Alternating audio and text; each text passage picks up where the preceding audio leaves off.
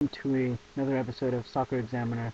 I'm Victor, and today we had three more games to add to our list. The New Zealand, what's it called? Sorry about that. The New Zealand Slovakia game. Excuse me. Um, then we had the Portugal Ivory Coast game, and lastly we had the Brazil versus uh, Korea, the other one, the North Koreans. Um, I didn't see much of that game. I think I only caught the last 15 to 10 minutes. So I'm not going to have enough information on that. But let's begin with the first match. Um, the New Zealand versus Slovakia game. To me, honestly, it has been one of the most interesting games. One of the, not the most, but one of the most interesting games I've seen, at least for a morning one, at least for me. I have to see the game at 7:30. It was a very interesting game.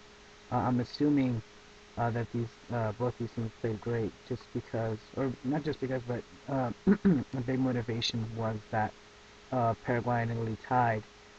So whoever won this game would be leading that group. Unfortunately, it ended up in a tie. Well, unfortunately for the people from Slovakia. But the people of New Zealand must be really happy. I heard they made history by making or by earning their first point in the World Cup final. Oh, the finals. I hope you guys understand what I mean by that. Really interesting game.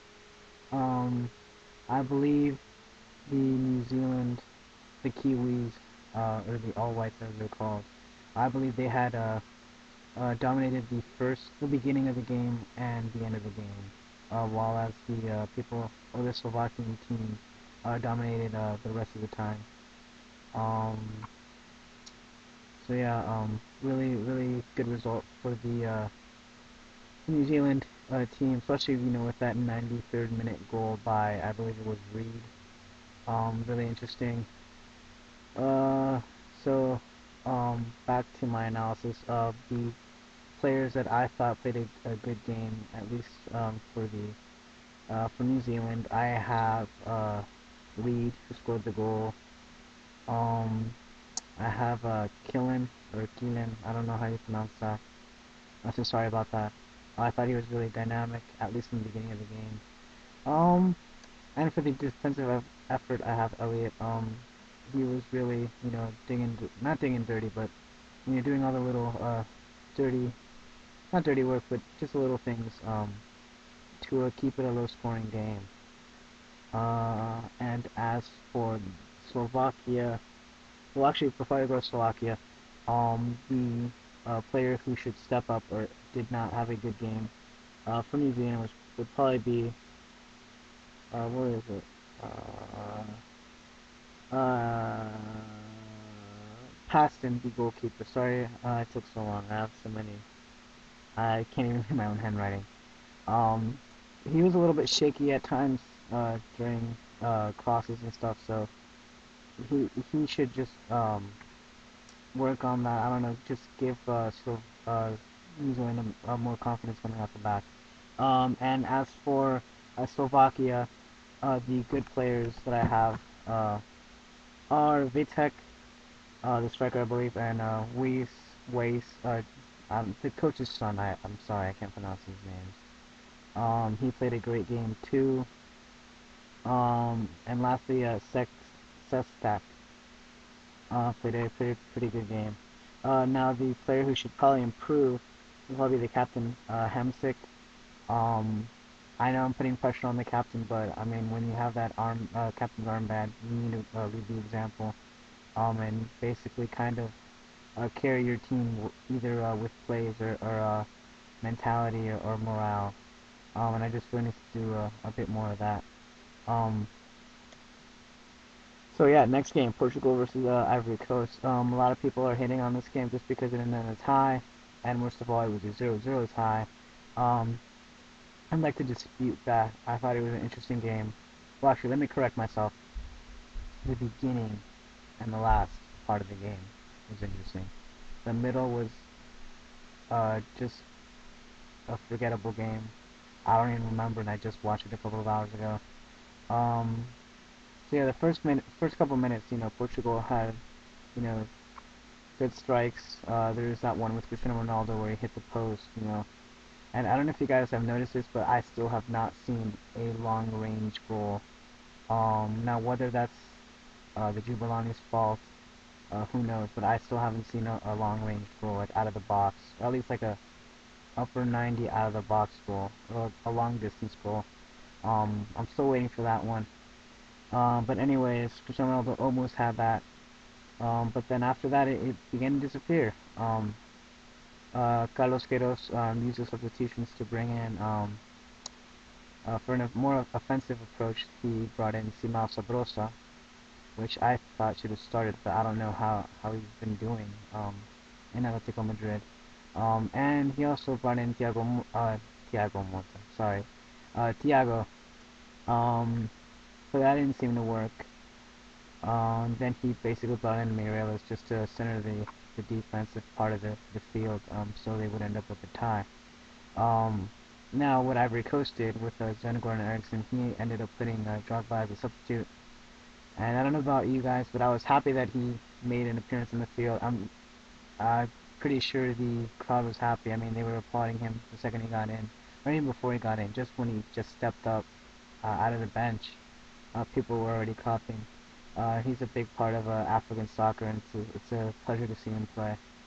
But yeah, I ended 0-0, and to be honest, in the last minutes, I thought Ivory Coast almost had it. I mean, they were just bumping the ball right in there. So credits for the Portuguese team for holding it 0-0. Um, it would probably this tie probably benefits Ivory Coast more because Portugal had the pressure to perform. Yet they got a tie.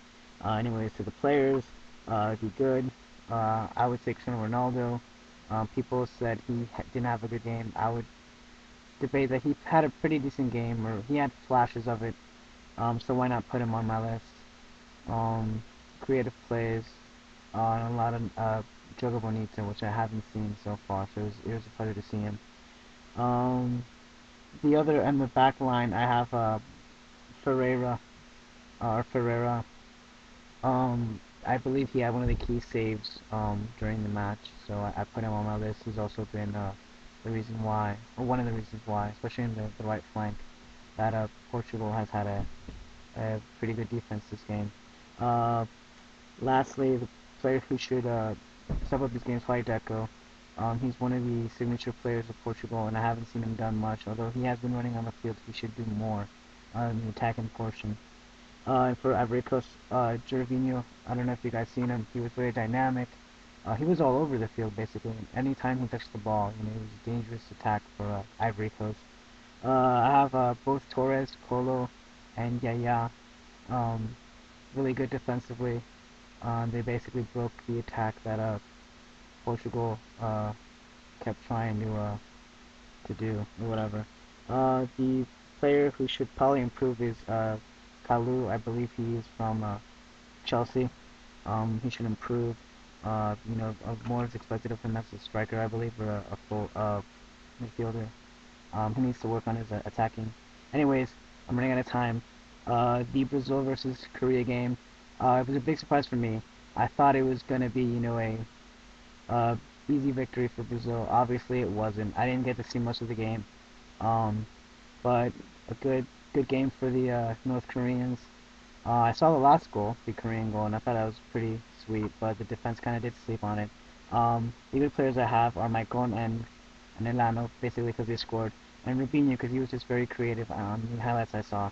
Bad, or should do more, probably Luis Fabiano or Kaká. As for Korea, Ji Young Nam, the player who scored probably the best um, for Korea, and I think the goalkeeper for Korea needs to step up his game. The first goal that Myong scored was basically because the goalkeeper was trying to cheat. He thought Myong was going to center, but I'm assuming Myong saw that he was going to the center, so he ended up hitting the net, or maybe it was just luck. I have no idea.